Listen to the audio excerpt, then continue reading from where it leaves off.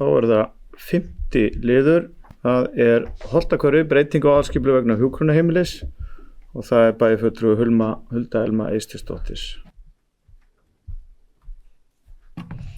Forseti, ágætu bæjarfulltrúar, hér komin á dagskrá liður 4 í fundargerð skipulagsráðs dagsettu 25. september 2024. Kynningu aðalskipulagstillögu á vinnslustigi samkvæmt 2. málsgrein 30. grein skipulagslaga nr. 123/2010 lokið og bárust engar athugasemdir við tillöguna. En 2 umsagnir bárust frá sveitarstjórn Hörgársveitar ásamt Eyjafjarðarsveitar.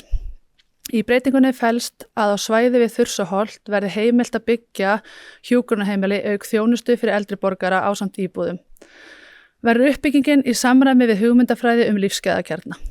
Skipulagsráð leggur til við bæjarstjórn að hún samþykki fyrirliggjandi tillögu að aðalskipulagsbreytingu í samræmi við 3. málsgrein 30. greinar og að hún verði auglýst samkvæmt 31. grein skipulagslaga nr. 123/2010. Tillaga þessi hér komin til umræðu og afgreiðslu. Þökkum bæjarfulltrúa Huldu Elma Eysteinsdóttur fyrir, orðið laust. Ekki hversu ljóst, þau sem samþykkja. Það 11 atkvæði.